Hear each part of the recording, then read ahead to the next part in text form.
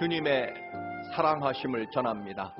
오늘 함께 은혜 받을 말씀은 누가복음 15장 25절에서 32절 말씀입니다. 신약성경 122쪽입니다. 다 함께 봉독하시겠습니다. 마다들은 밭에 있다가 돌아와 집에 가까이 왔을 때 풍악과 춤추는 소리를 듣고 한 종을 불러 이 무슨 일인가 물은데 대답하되 당신의 동생이 돌아왔음에 당신의 아버지가 건강한 그를 다시 맞아들이게 됨으로 인하여 살찐 송아지를 잡았나이다 하니 그가 노하여 들어가고자 하지 아니하거늘 아버지가 나와서 권한대 아버지께 대답하여 이르되 내가 여러 해 아버지를 섬겨 명을 어김이 없거늘 내게는 염소 새끼라도 주어 나와 내 벗으로 즐기게 하신 일이 없더니 아버지의 살림을 창녀들과 함께 삼켜버린 이 아들이 돌아오매 이를 위하여 살찐 송아지를 잡으셨나이다. 아버지가 이르되 예 너는 항상 나와 함께 있으니 내 것이 다 네 것이로되 이 네 동생은 죽었다가 살아났으며 내가 잃었다가 얻었기로 우리가 즐거워하고 기뻐하는 것이 마땅하다 하니라. 아멘. 탕자의 비유 두 번째 시간입니다. 이 탕자의 비유를 2주에 걸쳐 말씀드리는 이유는 이 탕자의 비유에서 흔히 아버지의 재산을 미리 상속받아서 먼 나라로 가서 허랑방탕한 아들, 이 둘째 아들만 탕자가 아니라 사랑을 한없이 원칙도 없이 끝없이 사랑을 쏟아 낭비하는, 즉 사랑의 낭비를 하는 아버지도 엄밀히 보면 탕자이고, 그리고 세 번째로 오늘 집에서 열심히 성실하게 아버지를 섬겼던 큰아들도 알고 보면 탕자이다라고 하는 그런 배경에서 오늘 두 번째 말씀으로 큰아들 탕자에 관한 말씀을 함께 나누겠습니다. 죄로 타락한 그 둘째 아들과 아버지가 왜 탕자입니까? 당연히 둘째 아들은 감사와 은혜가 아니라 아버지의 재산을, 아버지가 피와 땀으로 일군 재산을 마치 자기 것인 양 당연히 내가 받아야 될 권리가 있는 것처럼 아버지가 아직 살아계심에도 불구하고 또는 아버지가 피와 땀으로 일군 재산을 내 것이니까 아버지가 돌아가시면 당연히 내가 3분의 1을 상속받아야 되니 내 재산을 미리 달라고 요구하게 됩니다. 아버지의 사랑과 은혜, 즉 피와 땀으로 일군 아버지의 재산을 권리로 여겼다라고 하는 것입니다. 감사와 은혜가 아닌, 또한 아버지의 그 피땀 어린 재산, 아버지께서 사랑으로 은혜로 주신 재산을 결국 먼 나라에 가서 허랑방탕하고 자기 욕망을 채우는데 다 사용해 버렸다라고 하는 것입니다. 결국 전적인 아버지의 사랑과 은혜를 무엇보다 자기 것으로, 자기 권리로 여긴 그 잘못이 있고, 심지어는 아버지 집으로 돌아와 아버지가 베풀어주는 잔치를 뻔뻔히 그 잔치장에 앉아 그 잔치를 즐기고 받아먹는 그런 뻔뻔한 모습에 정말 탕자로서의 모습은 물론 조금도 부족함이 없을 것입니다. 그런데 여러분, 흔히 아버지도 탕자라는 것입니다. 즉 사랑을 너무 낭비하는, 아무 때나 아무 곳에나 사랑을 낭비하고 의로움과 올바른, 또는 잘못했으면 벌을 주고 잘했으면 상을 주어야 하는 공의와 원칙을 지키지 않고 무조건 퍼주기만 하고 무조건 받아주고 용서해주는 사랑을 낭비하는 의미에서 아버지도 사랑을 낭비하는 탕자다, 그렇게 말할 수 있다 하는 것입니다. 물론 내 재산이지만 결국 둘째 아들이 당연히 당당하게 자기의 몫을, 상속받을 몫을 미리 달라고 할 때 아버지는 그 몫을 기꺼이 둘째 아들에게 내어줍니다. 그 이유는 지난주에 말씀드린 대로 아버지는 아무리 재산이 소중해도 둘째 아들이 더 소중했기에 기꺼이, 그럴 이유도 없고 그럴 권리도 없음에도 불구하고 둘째 아들이 요구하는 대로 자신이 피와 땀으로 일군 그 재산을 둘째 아들에게 미리 상속해 주는 그런 사랑의 낭비를 하고, 실제로 둘째 아들은 그 재산을 가지고 결국 좋은 일에 사용한 것이 아니라 먼 나라로 도망쳐서 결국 허랑방탕하고 그 방탕한 생활로 모든 것을 다 탕진해 버리도록 방치한 아버지의 사랑의 낭비라고 볼 수 있습니다.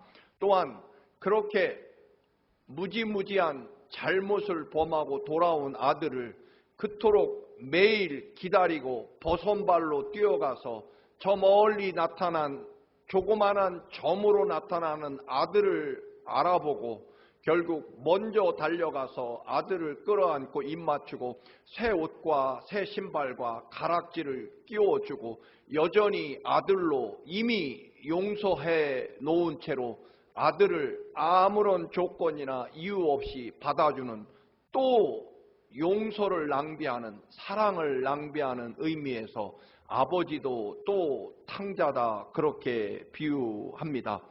여러분, 하나님께서 이렇게 사랑을 낭비하시고 의로움과 또는 원칙을 버리시고 오로지 우리를 사랑하시는 사랑으로 그 사랑을 낭비하시죠.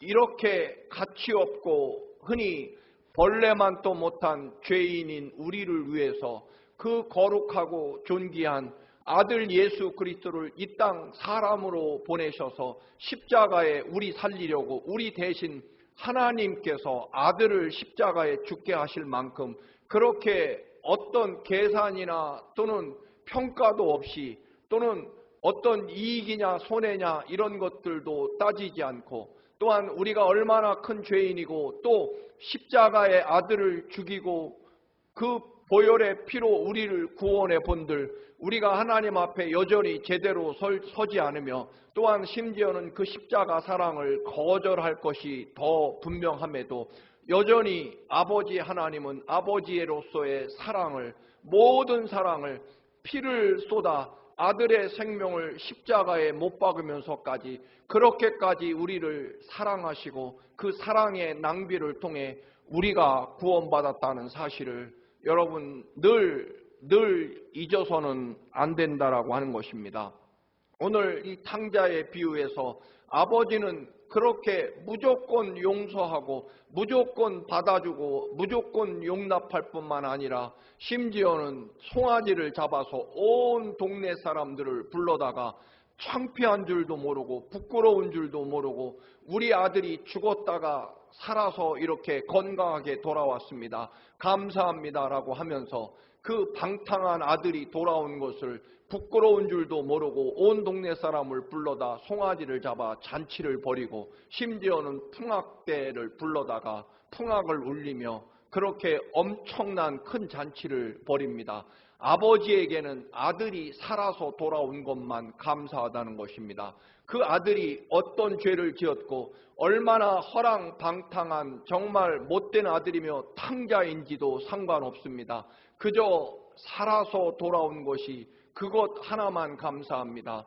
여러분, 하나님이 그렇게 우리를 사랑하신다는 것입니다. 그 어떤 조건이나 우리의 과거나 우리의 잘못을 따지지 않고 우리가 아버지 앞에 돌아와서 아버지 품에 안겨서 아버지 저를 품꾼의 하나로 아버지의 아들로서의 그 위치를 감당할 수 없습니다. 그럴 자격이 없습니다. 저를 그저 머슴으로 종으로 부려주십시오라고 그렇게 돌아온 아들을 아무 이유 없이 조건 없이 그렇게 살아 돌아온 것, 아버지 품으로 돌아온 것 그것 하나만으로 이미 용서하시고 사랑하시고 그 어떤 천하보다 귀하게 천하를 다 주어서라도 우리를 살리시고 또 우리가 주님 앞에 돌아온 것만 그것만 기뻐하시고 우리를 회개하고 돌아온 아버지의 아들로서 받아주시는 주님의 사랑 그 은혜가 결국 우리에게 그 어떤 것으로도 갚을 길 없는 아버지의 은혜라는 것입니다. 그런데 문제는 이제 이 아버지의 그 놀라운 사랑과 은혜와 배려를 이해하지 못하고 원칙대로 공로대로 판단하려고 하는 세 번째 탕자, 즉 큰아들에 관한 이야기입니다. 밭에서 열심히 일하고 돌아온 형이 집 가까이 오니까 자기 집에서 풍악 소리가 울리고 그리고 정말 시끌벅적 엄청난 큰 잔치가 벌어진 것을 보고 이상하게 여깁니다.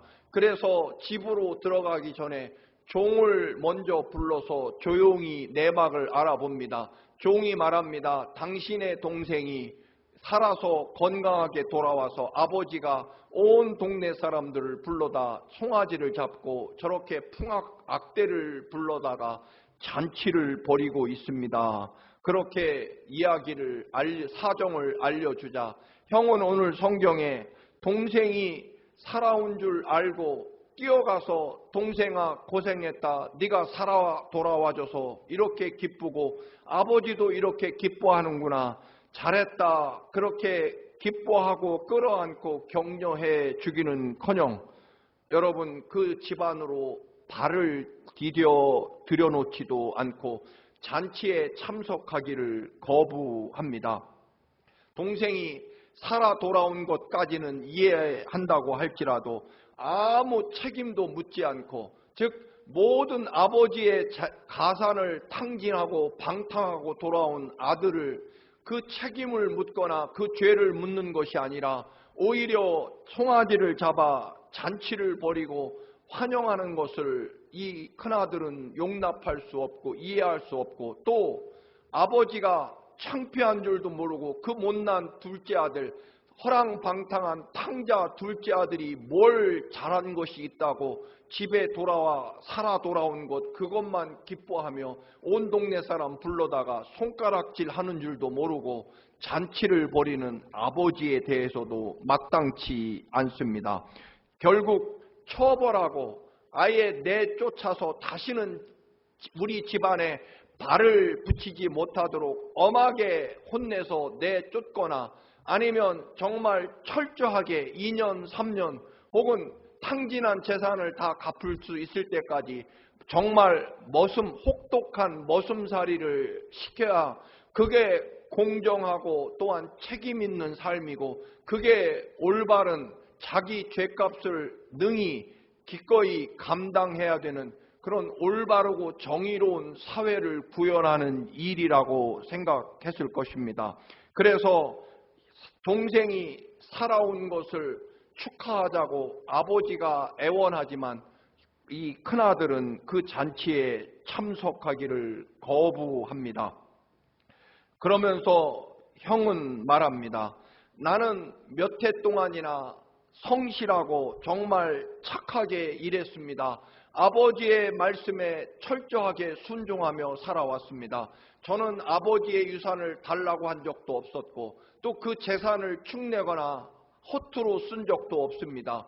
그런데 저를 위해서는 염소 새끼 한 마리 잡아준 적이 없으면서 어찌 아버지의 모든 재산을 다 탕진하고 돌아온 그것도 아주 타락하고 방탕한 생활로 다 없이 하고 돌아온 저 둘째 아들을 어찌 용납하시고 용서하시고 그것도 모자라 동네 사람 불러다가 아버지 창피하고 부끄럽습니다. 동생이 도대체 뭘 잘한 것이 있다고 이렇게 잔치까지 벌이십니까? 하고 아버지에게 불만을 표출하게 됩니다. 오늘 30절에 보면 아버지는 너의 동생이 네 동생 네 아우가 살아서 건강하게 돌아왔다. 죽지 않고 살아왔으니 얼마나 기쁘고 내가 정말 새 아들을 얻었다. 그렇게 아버지가 기쁨을 이야기하고 그러니 축하하고 기뻐해야 되지 않겠느냐. 네 동생이 살아서 돌아왔다라고 아버지가 말하지만 그러나 집안의 큰아들은 말합니다. 그 녀석은 아버지의 아들, 아버지의 이 아들이라고 부릅니다. 즉 아버지, 그 아이는 제 동생이 아니라 그저 아버지의 아들일 뿐입니다. 그 아이는 제 동생이 아닙니다. 라고 하는 그런 표현을 사용합니다. 아버지는 네 동생이다 라고 말하지만 형은 분명히 말합니다. 큰아들은 아닙니다. 그 아이는 아버지의 아들일 뿐입니다. 제 동생 아닙니다라고 분명하게 거절하고 구분합니다. 동생은 이미 유산을 자기 몫을 다 받았고 아마도 지금 집안에 남아있는 것은 다 나중에 자기가 상속받을 큰아들의 재산이라고 여겼을 것입니다. 때문에 자기 재산 다 화랑방탕하게 타락한 세상에 나가 멋대로 다 방탕한 생활로 날려버린 그 아들을 위해서 내가 받아야 될 내 몫으로 남겨진 송아지를 잡는다라고 하는 것은 엄청난 큰아들의 입장에서는 결국 내 재산으로 창기와 노란한 방탕한 동생이 내 재산을 축내고 있다. 그것도 무슨 국가와 민족을 위해 위대한 업적을 쌓아서 자랑스러워 축하잔치가 아니라 타락하고 방탕한 그야말로 거지꼴로 돌아온 그 동생을 위해서 내 송아지, 내 몫의 송아지를 잡는다라고 하는 것에 대해서 형은 용납할 수 없었다라고 하는 것입니다. 그런 면에서 형도 정말 탕자와 같다라고 하는 것입니다. 물론 형은 정말 집을 나가지도 않았고 유산을 미리 상속해 달라고 요구하지도 않았습니다. 아버지를 괴롭힌 적도 없고 그래서 나는 당당하고 깨끗한 아들이라는 것입니다. 그런데 여러분 거기까지입니다. 아버지가 지금 얼마나 기쁘고 무엇 때문에 감사하고 고마워하는지 아버지의 마음과 아버지의 기쁨을 이 큰아들은 이해할 수 없었다라고 하는 것입니다. 의로움으로 또는 사람의 법과 도리로만 따지다 보니까 동생은 마땅히 처벌받아야 되고 우리 집안에 한 발자국도 들여서는 안 되는 이미 집을 나간 그런 타인으로 대하는 형의 모습을 볼 수 있습니다. 결국 동생은 자기 기준에 의해서 나는 집안에 남아 열심히 의롭고 착하고 진실하게 살았는데 허랑방탕한 저 녀석은 결국 내가 받을 몫으로 잔치까지 버리며 온 동네 사람을 불러다가 결국 먹이고 입히고 또는 잔치를 벌이는 것에 대해서 용납할 수 없었다라고 하는 것입니다. 결국 아버지의 마음이나 아버지의 기쁨, 잃어버렸던 아들, 죽었던 아들이 살아 돌아왔다는 그 아버지의 느낌과 고마움을 도저히 이 율법적인 그런 옳고 그름을 철저하게 따지고 그리고 누가 나쁜 사람인지 좋은 사람인지를 철저하게 따져서 나는 좋은 사람, 너는 나쁜 사람이라고 하는 구분을 철저하게 짓는 큰아들의 입장에서는 용납할 수 없었다라고 하는 것입니다. 29절에 보면 아버지를 열심히 나는 섬겼습니다라고 말합니다. 여기서 아버지를 섬긴다라고 하는 단어의 원래 뜻은 종이나 머슴의 관계를 말합니다. 의무적인 관계입니다. 품삯을 주고받는 그런 관계입니다. 즉 큰아들도 아버지를 위해서 내가 열심히 종노릇했다, 머슴노릇했다라고 말합니다. 내게 생명을 주시고 나를 나보다 더 사랑하시는 아버지로 대하지 않기는 큰형도 마찬가지였다. 아버지에게 열심히 성실하게 아버지 집에 머물며 아버지의 분부에 따르고 사고를 치지 않고 성실하게 산 모든 이유는 결국 아버지에게 받을 것이 있기 때문이라는 그런 의미를 담고 있습니다. 내가 성실하고 열심히 아버지의 말씀에 순종해서 열심히 일하면 나중에 그에 상응하는 대가로 결국 아버지의 재산을 내가 다 물려받기로 되어 있다라고 하는 그런 의무감 때문에 그런 권리를 가지고 여기고 생활하고 또는 아버지 집에 머무른 것이지 아버지와 아들의 관계로 머문 것이 아니다라고 하는 것입니다. 그렇기 때문에 방탕하게 타락한 삶을 살다가 모든 유산을 낭비해버리고 돌아온 빈털터리로 돌아온 동생을 형은 용납할 수 없었다라고 하는 것입니다. 결국 성실하고 열심히 죄를 짓지 않고 착하게 지내온 큰 형도 결국 아버지에게서 자신의 권리를 받아내려고 하는 아버지와 아들이 아닌 종과 머슴의 관계, 주인과의 관계로서, 즉 큰아들도 역시 성실하게 일하고 성실하게 아버지의 집에 머문 이유는 아버지의 재산을 축내지 않고 또는 아버지의 마음에 그 기쁨을 들여서 아버지의 모든 유산을 자신이 무사히 상속받기를 원했기 때문에 그런 권리와 의무와 조건으로 아버지를 대하고 있었다라고 하는 것입니다. 결국 아버지의 재산이나 아버지의 베푸실 그런 모든 것들에 대해서 자신의 공로나 권리로 여기고 아버지에게 요구할 권리를 내세우는 것은 큰아들도 결국 작은아들과 별반 차이가 없다라고 하는 것입니다. 여러분, 큰아들도 어차피 사실은 아버지의 은혜, 아버지가 피와 땀으로 일구고 생명보다 더 아들들을 사랑하시는 아버지의 은혜 안에 있기는 마찬가지라는 것입니다. 아버지의 그 희생과 또는 돌봄의 울타리 안에 거하는 것은 큰아들이나 작은아들이나 마찬가지라는 것입니다. 여러분, 우리는 결국 하나님의 아들 예수 그리스도의 십자가 보혈의 은총 안에서 그 은혜 안에 아버지의 사랑의 울타리 안에 사는 것은 마찬가지다. 그래서 우리 모두는 감사와 또 감사, 그리고 아버지의 한없는 사랑과 은혜로 인하여 우리의 삶이 존재한다. 나의 나된 것은 결국 아버지의 은혜 때문이다라고 하는 것을 늘 붙잡고 살아야 한다는 것입니다. 여러분, 내 주먹 크기의 공로나 아니면 바위만한 공로나 혹은 내 주먹만한 죄악이나 바위 덩어리만한 죄악이나 여러분 그 큰 지구의 바다에 비하면 한 줌 아니 정말 눈에 보이지 않는 가장 작은 먼지보다도 못할 것입니다. 여러분, 좀 바위만한 죄나 바위만한 공로가 있다고 한들 여러분 태평양 그 거대한 바다에 던져지면 여러분 그게 무슨 의미가 있겠습니까?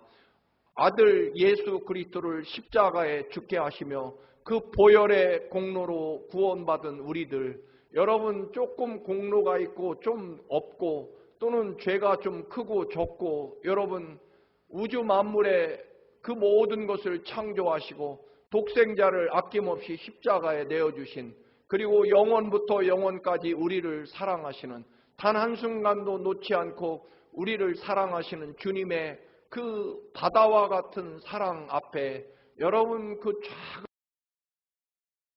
작은 주먹만한 인간적인 공로 또는 조금 더 나은 우월감, 그런 것들이 얼마나 참으로 부질없고 우스운 것이겠습니까?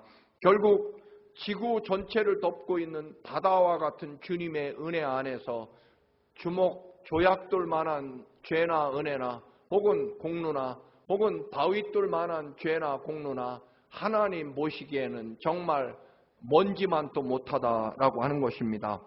그래서 여러분 좀 더 나은 것, 좀 더 못한 것, 그런 것들이 그 바다와 같은 하늘과 같은 아버지의 은혜 앞에 우리는 그 어떤 것도 내세울 길이 없다라고 하는 것입니다. 여러분, 거듭났다라고 하는 것, 구원받았다라고 하는 것, 은혜 받았다는 것의 결과는 무엇입니까?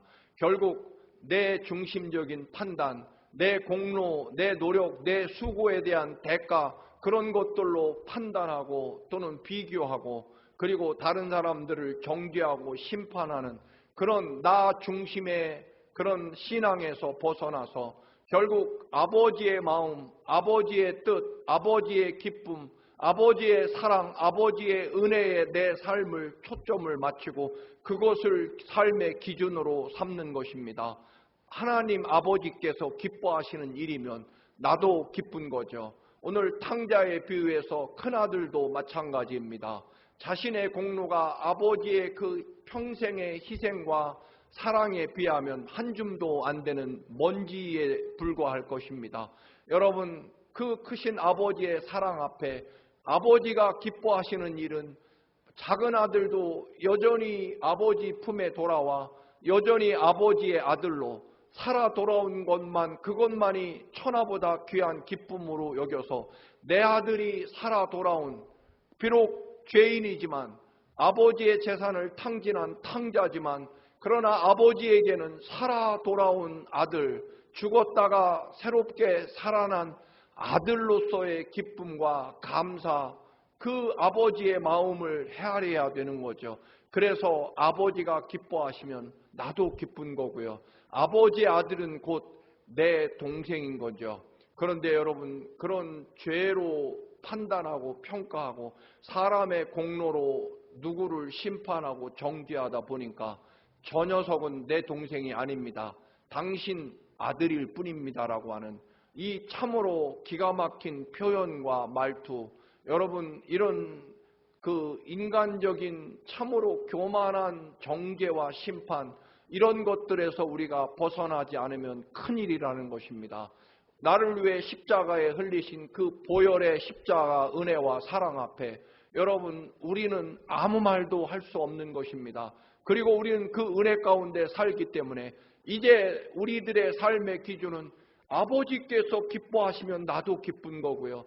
아버지의 뜻과 계획, 인도하심 속에 내 삶이 이루어지면 나는 최고의 삶이 되는 거죠. 그래서 아버지께서 끌어안고 받아주신 둘째 아들 탕자를 여러분 기쁨으로 나도 맞이해 주는 것입니다. 여러분 그런데 이 이야기에서도 역시 우리는 어느새 나도 더 먼저 믿고 그래도 하나님의 말씀대로 살려고 애쓰는 의로운 교회를 떠나지 않은 의로운 큰아들로 우리는 우리 스스로의 착각과 포커스를 맞추게 되는 참으로 교만한 심각한 착각에 빠질 때가 있다라고 하는 것입니다. 하나님 보시기에 우리는 사실은 다 둘째 아들이기 때문에 받아준 거죠.